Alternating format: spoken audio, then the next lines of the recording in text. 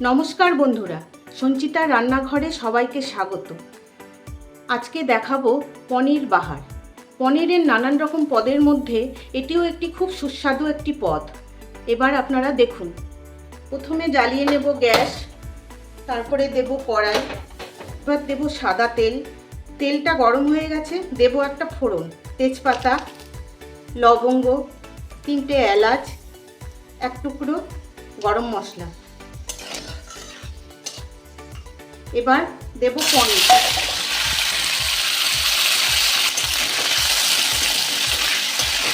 পনিরটা হালকা ভেজে নিয়েছি, এবার তুলে দেব গরম জলের মধ্যে।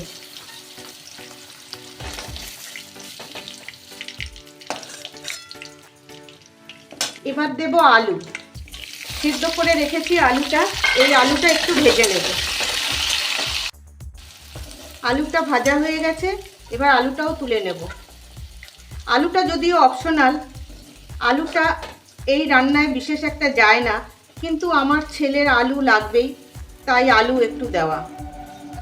দিলে খারাপ লাগে না, ভালোই লাগে। এবার দেব পেঁয়াজ বাটা। এবার দেব খুব সামান্য রসুন বাটা, আদা বাটা, অল্প লঙ্কা বাটা, দেব একটু লাল লঙ্কার গুঁড়ো। মশলাটা আমার ভালো মতন কষে এসছে, এবার দেব সামান্য ধনে গুঁড়ো। এবার গ্যাসটাকে কম করে দেব ফেটানো টক দই।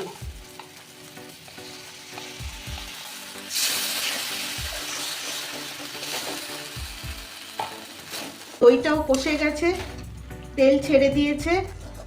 এবার দেব পরিমাণ মতো নুন। নুন বুঝে দেবেন, কারণ আমি পনিরটা নুন দিয়ে ভিজিয়ে রেখেছি। আর একটু চিনি। মশলাটা ভালো মতন কষে গেছে, এবার দিয়ে দেব ভিজিয়ে রাখা পনির আর আলুটা।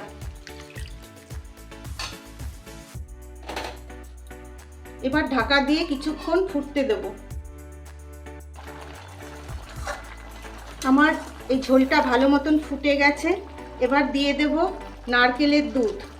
আমার এই নারকেলের দুধটা বাজারের মিল্ক পাউডার কেনা, কোকোনাট মিল্ক পাউডার। আপনারা চাইলে এটা তাজা নারকেল থেকেও দুধটা বের করতে পারেন। এটাকে বেশ খানিকক্ষণ ফুটতে দেব। আমার ঝোল ফুটে গেছে, এবার দিয়ে দেব গরম মশলা আর 2টো কাঁচা লঙ্কা।